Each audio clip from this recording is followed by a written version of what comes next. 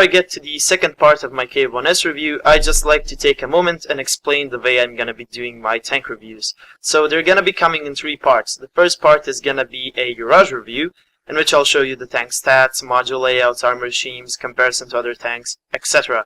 The second part is gonna be a replay commentary and analysis, in which I'm gonna share a replay and then analyze certain parts of the replay I thought were important for the tank in question.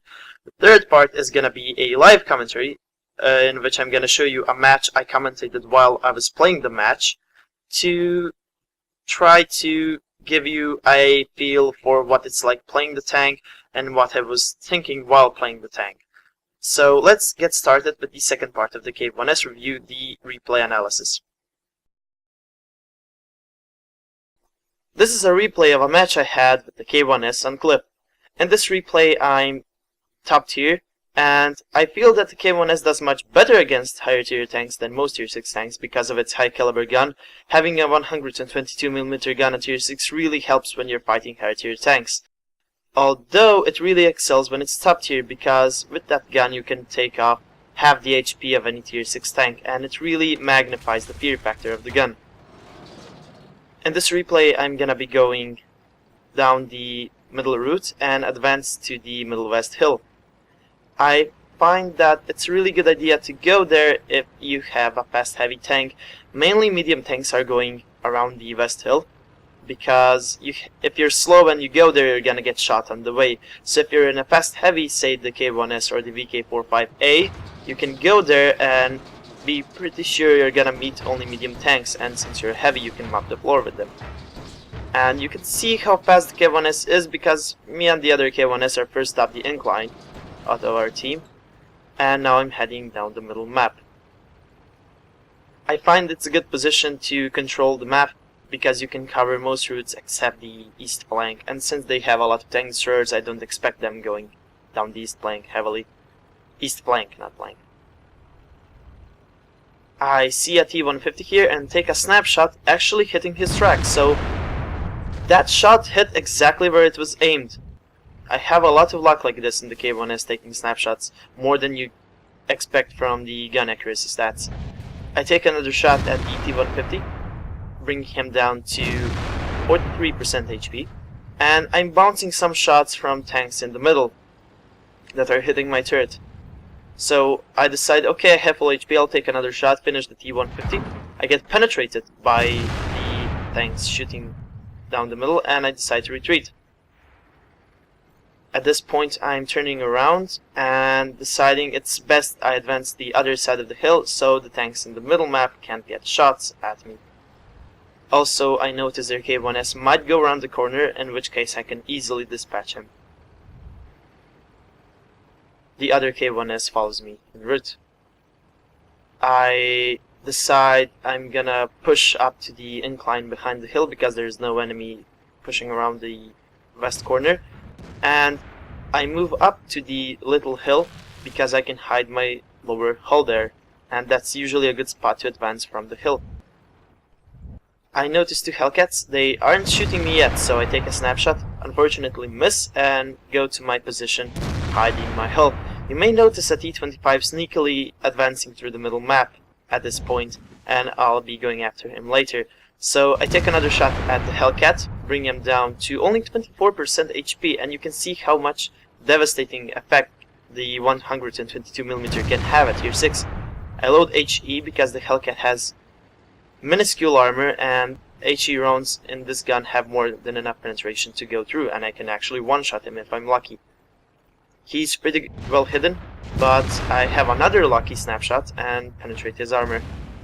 I decide I didn't want to waste time shooting him as he's hidden, and I'll just advance back around the hill, retreat, take out the T-25. Surprisingly, the T-25 isn't engaging our forces. He has a pretty good moment to strike now, but I think he hasn't spotted any of us. So I see him, spot him for the SU-100Y, which will promptly take a shot at him and cripple him, at which point I kill him.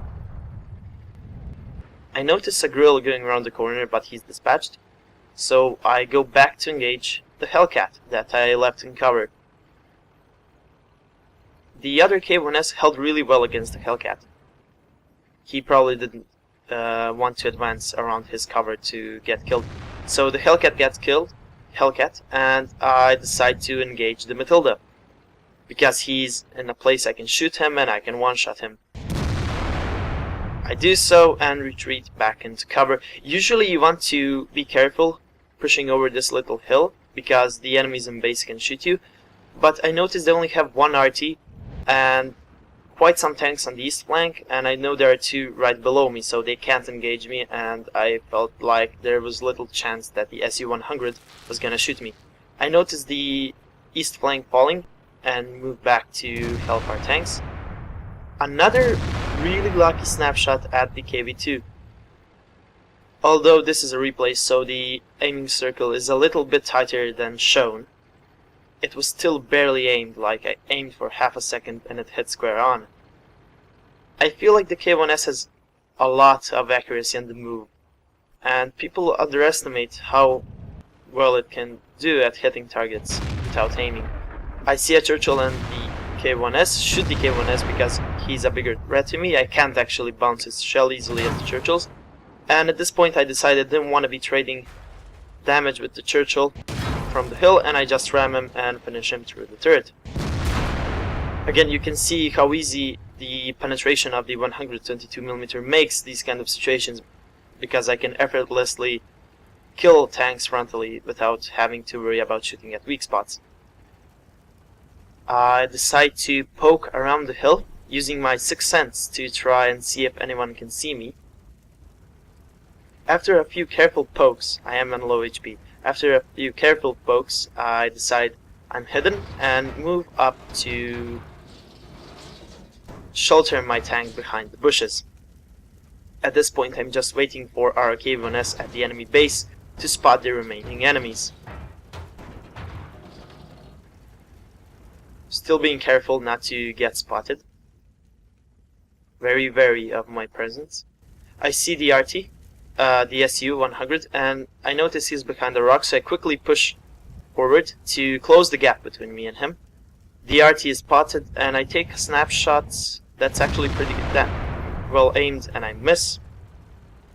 So far I hit all my unaimed shots and missed two of my partly aimed shots, so whatever.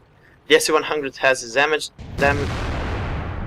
SU-100 had his engine damaged, and he couldn't turn quick enough to kill me, so I took another snapshot and dispatched him. And that ends the battle pretty much, so there's only one RT left. I'm pretty confident I can take him out, and decide to push, and I see him, take a shot, on the move, kill him, because he was very close. I had basically all the chances to hit him. Now on to the post-replay analysis. Post-battle report time. So looking at this screen, we earned 2,338 experience with premium count. That makes for 1,559 base experience. This is all undoubled. We earned a sniper and a top gun. A notable mention I'd like to make on this page. Look at the module damage. We shot, what is that, 10 tanks, and we took out 5, 9, 10, 12, 13 modules on 10 tanks. That makes for at least one module per shot. Now, people underestimate the importance of getting module damage in World of Tanks. Taking out modules is critical because you, one, force the enemy to use a repair kit and first aid kit if they haven't, and if they had, you basically cripple them. Taking out something like an ammo rack, a driver, a loader, a gunner, severely impedes the battle effectiveness of the enemy. And we can see, especially with the Hellcats, we took out 2 and 3 modules respectively.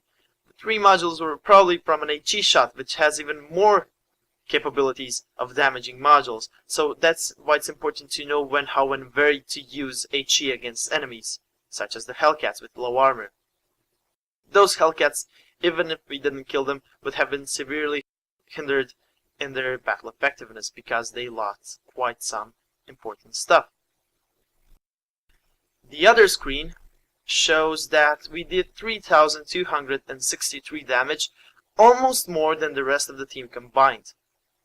Another notable mention is the approximately 700 spotting damage, which is basically because we spotted the T-25 in his return to flank our forces, and since we were on the front line, brawling and engaging enemies first, we spotted them for stuff like RT and so on. This is why brawlers, Russian tanks, usually get a lot of spotting damage, although they don't have good view range because they're on the front line of the battle. I'd like to point out that the enemy wasn't that bad. They actually did better than our team. 4 of their players did more than 8, approximately, or more than 800 damage, and 1 did 1,500. So that's quite better than our team. We basically carried them. Not a lot of tier 6 tanks you can do this in, apart from the KV-1S, and it's mostly down to its mobility and its huge gun. The alpha damage on this is astounding and allows you to basically halt the enemies in their advance. A downside of having such a big gun is the ammunition cost. The KV-1S has more than 1,000 credit cost per shell, which gives it the biggest cost of any tier 6 heavy, because there is no other tier 6 tank with such a big shell caliber that fires AP shells. We still managed to earn 40,000 credits with premium accounts, which is not too shabby. Some added features about the KV-1S you may have noticed in that replay. Number 1, it has really bouncy armor at range. Now, I said in the garage report that the KV-1S doesn't have good frontal armor or all-around armor, but it does have good armor sloping and really good turret angles. So, you saw that Churchill penned me 3 times out of 3 up close, but the 2 Hellcats, which have more penetration, bounce twice at range.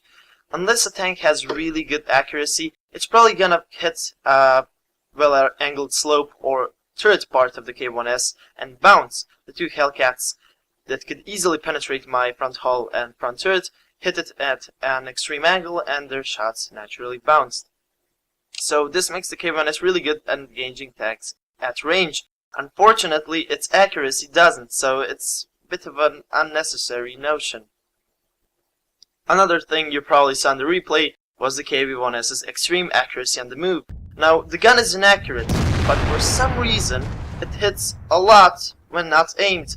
I took 5 unaimed shots in that match. 3 of them were on the move. 4 of them hit.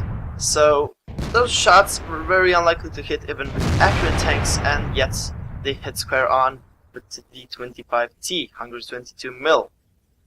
I find this happen a lot with my KV-1S, and I don't know. It may be some hidden buff. It shouldn't really be happening. It's just my experience. It happens often. Something I hold that is a feature of the tank. All of the features I mentioned in the past videos and this one make the KV-1S really good when it's top tier, and it make it better than most tier 6 heavy tanks at engaging tier 7 and 8 tanks. Now, you do have a gun with which you can engage tier 7 and 8 tanks frontally, but if they're heavy tanks you really don't want to, because while you can penetrate them, you don't have the HP or armor to fight heavy tanks frontally. You have to play the KV-1S as a medium in high tier battles. Fortunately, it can play as a medium since it's fast. Its slow aim time and low accuracy do hinder it when flanking, but it is doable. It'll take some practice, but once you get the hang of it, it's really good. It's a good tactic, and I'll hopefully demonstrate it in the upcoming live replays.